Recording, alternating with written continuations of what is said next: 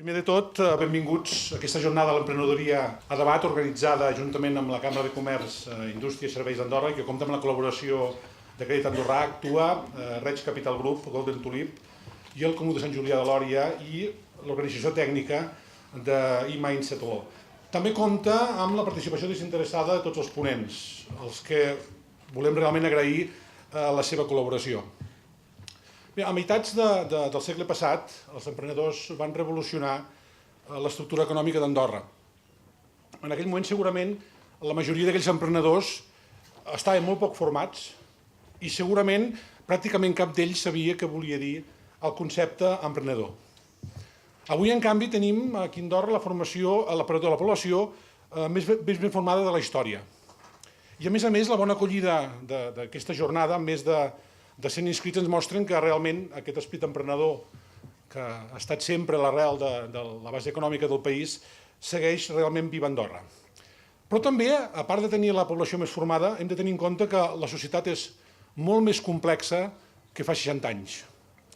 El món s'ha globalitzat i la digitalització ha permès que realment tinguem una competència fortíssima a només un clic de distància. A més, també l'estructura de l'Estat s'ha convertit en una estructura molt més garantista i de la mateixa manera que garanteix més als ciutadans, també demana més garanties als nous emprenedors i a les noves iniciatives que s'originen.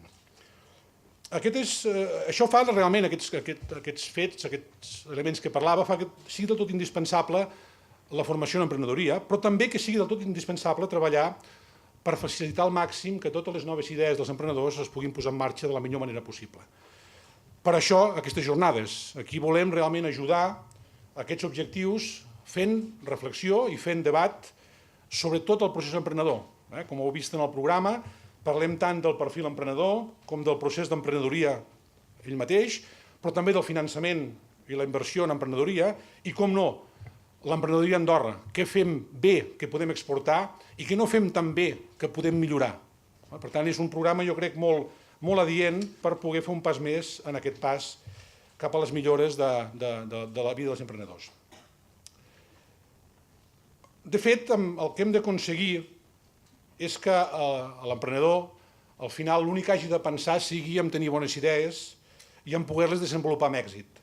Seria un bon objectiu, igual que deia abans, que avui tenim la competència només a un clic, que crear una nova empresa també estigués només a un clic. És un repte segurament important, complex, però possible.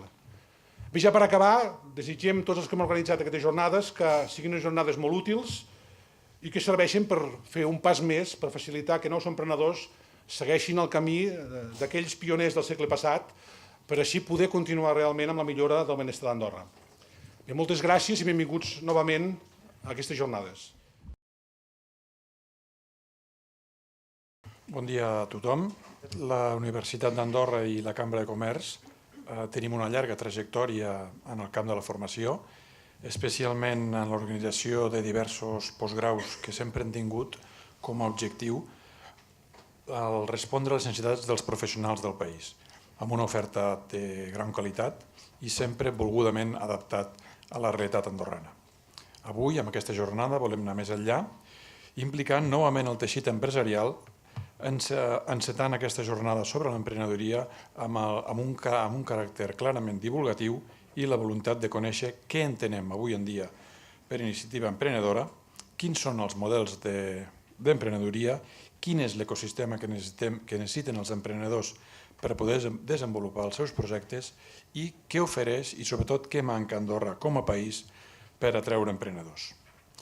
Tot i que les estadístiques ens mostren els avantatges de l'emprenedoria, els avantatges que aporta en quant a coneixement econòmic d'un país i que existeixen en moltes organitzacions, tant públiques com privades, que intenten fomentar-la, moltes persones no gosen a dar el pas per endinsar-se dintre d'aquest món, possiblement per por al fracàs.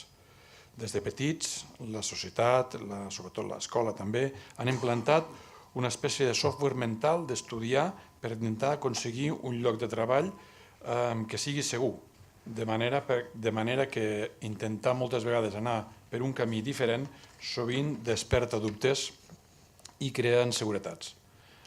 Per dur a terme un procés emprenedor cal una visió clara d'on es vol arribar i crear un pla d'acció respecte a aquestes fites personals. Hi ha moltes històries d'empresaris d'èxits i això demostra que l'emprenedoria moltes vegades acaba bé. I encara que hi hagin dificultats, demostra que és un camí que pot ser viable per promoure la competitivitat del teixit empresarial, el desenvolupament de les noves activitats al país i el creixement enriquidor per a la població, especialment pels nostres joves. Un dels objectius d'aquesta jornada entenc que hauria de ser l'elaboració d'un diagnòstic per saber què estem fent per atreure l'emprenedoria a casa nostra i, sobretot, quin és el camí que encara ens falta per recórrer per poder participar en les millors condicions en el procés emprenedor. Evidentment, creiem que el rol de la Universitat i la Cambra de Comerç poden ser importants, ja que la primera és proveïdora de talent i la segona facilitadora perquè les empreses atreguin aquest talent generat. Tanmateix, en la jornada d'avui, veureu que podrem gaudir i aprendre d'experiències d'èxit de processos emprenedors de fora de les nostres fronteres, com el d'Alejandro Lorenzo, cofundador del Tenedor, i el de Pere Codina, de Compait, així com també d'un bon nombre d'emprenedors andorrans, joves tots ells, dels quals potser nosaltres en som en bona part desconeixedors, però a la vegada estic segur que estem disposats a aprendre.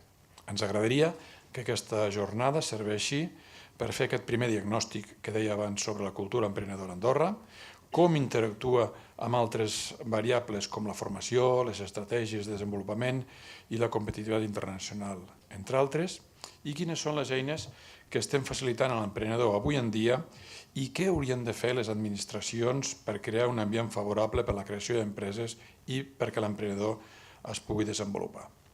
En definitiva, la creació d'una empresa és un procés que moltes vegades no és gens senzill i que requereix molta dedicació i, sobretot, en alguns casos, molta obstinació per tirar endavant. Es pot aconseguir, per suposat, amb moltes ganes, treball i constància. No vull deixar de remarcar que l'èxit dels emprenedors és una part fonamental també del nostre creixement econòmic com a societat.